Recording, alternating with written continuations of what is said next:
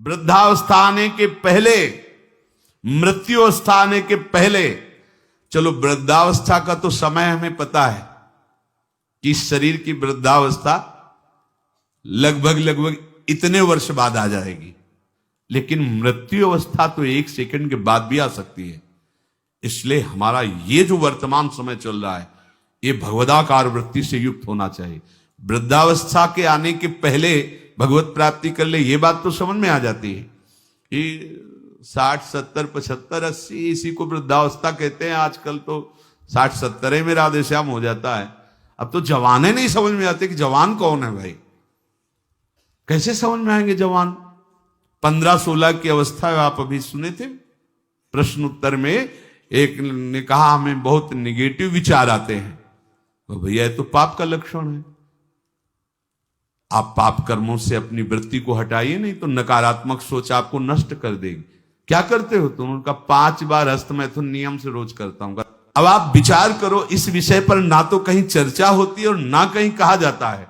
छोटे छोटे बच्चे ऐसी निकृष्ट आदत को प्राप्त हो गए, अब ये जवान होंगे, अब इनमें भगवदानंद की आकांक्षा जागृत होगी, ये कहीं सतमार्ग जान पाएंगे? कदापि नहीं। जीवन ही नष्ट कर दिया। शास्त्रीय सिद्धांत है, गुरुकुलों में इसीलिए बच्चों को रखा जाता था, चाहे राजा के हो चाहे प्रजा के हो। ब्रह्म ऋषियों के शासन में 20-25 वर्ष तक ब्रह्मचारी रहे। वृत्ति निवृत्ति मार्ग पर तो वैरागी बन गए, प्रवृत्ति मार्ग पर तो गृहस्थ में गए। कुछ समय तक गृहस्थ में रहने के बाद स्वतः पूर्वाभ्यास ब्रह्मचर्य का उनका जागृत हो जाता और वो चौथी अवस्था तक भगवत साक्षात्कार कर ही लेते, क्योंकि नींव बड़ी मजबूत थी। अब छोटे छोटे बच्चे स्मार्ट मोबाइल, आचरण, गंदे दृश्य देख देख करके गंदे कर लेना, कैसे उनके अंदर ये बात आएगी कि वृद्धावस्था के पहले भगवत प्राप्ति कर लें? जरूरत ही नहीं भगवत प्राप्ति की, उनको आकांक्षा ही नहीं, जानते ही नहीं भगवत प्राप्ति क्या है, क्यों करना चाहिए। वो बस वो चाहते हैं, जो दृश्य देखते हैं वही करना चाहते हैं, जो सुनते हैं, जो बोलते हैं वही चिंतन होता। जीवन एकदम नर्क बन जाता है। भगवत प्राप्ति की आकांक्षा उसके हृदय में होती है। ध्यान से सुनना। पर नारी पर पुरुष त्याग कर, सेवन करो शुद्ध गृह धर्म, निज पर धर्म नाश के साधन, करो कभी भी नहीं कुकर्म। यदि आपको इसी जन्म में उत्तम स्थिति को प्राप्त करना है, तो चाहे गृहस्थ हो चाहे विरक्त हो, कभी भी ये विरक्त आश्रम वाले को माताओं बहनों की तरफ कुदृष्टि से भी नहीं देखना चाहिए। कुदृष्टि भोग भावना। जननी सम जानहि पर नारी, धन पराय विस्ते विष भारी, जिन्हि राम तुम प्राण प्यारे, तिनके मन शुभ सदन तुम्हारे। मातृवत पवित्र भाव। अपने को तो श्री जी की सखिया है, जैसे ललिता, विशाखा, चंपक, चित्रा, तुंग, विद्या, रंग देवी, इंद्रलेखा और सखी सुदेवी, सकल यूथ हित सेवी। ऐसे ही चराचर की जितनी शरीर में भावना हम पवित्र कर पाएंगे, उतने दोष हमारा नष्ट हो जाएगा। ये जितनी स्त्री शरीरधारी, ये सब मेरी प्यारी जी की लाडली सहचरिया है, इनके चरणों में प्रणाम। बस जो चाहे आपन कल्याणा, सुजस सुमत सुगत शुभ नाना, सो परनार लीलार गोसाई, तजौ चौथ के चंद की नाई। विरक्त उपासक को माताओं बहनों से आंख मिलाकर कभी बात नहीं करनी चाहिए। उनके मुख की तरफ, उनके चरणों की तरफ देखो, चाहे बच्ची हो, चाहे यौवन अवस्था, चाहे वृद्धावस्था की हो।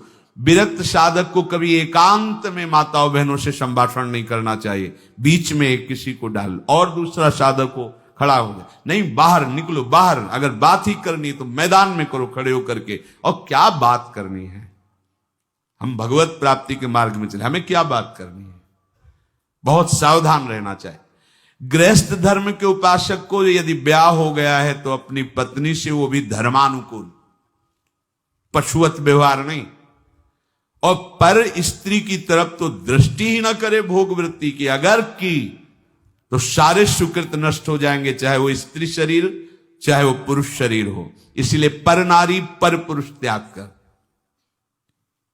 पर ये सत्संग जिनके कानों में नहीं पहुंचता है, शास्त्र स्वाध्याय नहीं करते हैं, वो इसे मनोरंजन समझने लगे, इसे धर्म नहीं समझते, वो इसे मनोरंजन समझ। क्या इसमें बिगड़ जाता है? जो शास्त्र हैं उनका स्वाध्याय कभी करते नहीं। अब उनको जो समय मिलता है तो नौटंकी नाटक सिनेमा देखते हैं, जिनमें यही सब की पुष्टता होती है, इसी की बाहुल्यता होती है, वही दृश्य देखते हैं।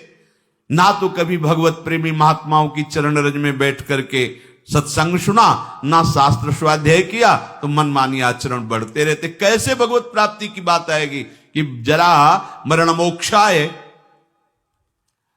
अगर गृहस्थ धर्म में है तो शुद्ध कर्म करे, जो उसके शास्त्र अनुकूल वर्णन किए गए, वो भी सत्संग से ही पता चलेगा शुद्ध कर्म क्या है, अशुद्ध कर्म क्या है। जो दूसरे के धर्म का नाश करता है, कुकर्म करता है, वो कभी साधन मार्ग पर कैसे चलने की सोच सकता है? अगर कहीं उनके अंदर थोड़ी श्रद्धा भी बनती है तो भूत प्रेत की पूजा करता, करता जो तामस व्यवहार, अंडे मांस शराब उड़ाता, चोरी का करता व्यापार, रखता मन में वैर द्वेष मद, करता जो हिंसा व्यभिचार, होता घोर प्रेत वो, पाता असहनीय यातना अपार। जरा मरण मोक्षाय नहीं, वो प्रेत बनेगा। प्रेत योनि किसको प्राप्त होती है? तो बोले जो भूत प्रेतों की पूजा करते हैं, जो अंडा मांस शराब ये सब खाते पीते हैं, दूसरे के धन को जो चोरी करते हैं, मन में वैर द्वेष अहंकार रख करके जो हिंसा करते हैं, और पर स्त्री से जो व्यभिचार करते हैं, वो घोर प्रेत योनि को प्राप्त होता है। इसका प्रमाण धुंधकारी है, पढ़ के भागवत में देख लेना। प्रेत योनि को प्राप्त होता है। ऐसे प्रेत स्वभाव वाले कैसे जरा मरण मोक्षाय के मार्ग का अवलंबन लेंगे? इसलिए तामस वस्तु नशीली, जूठन से रखो परहेज विराग, माता पिता देवता गुरु का, गुरुजन का न करो अपमान, सुख पहुंचाओ सबको संतत, मन में रख श्रद्धा सम्मान। कोई भी नशा भगवत प्राप्ति के मार्ग में चलने वाले उपासक को नहीं करना चाहिए। बैठा लो।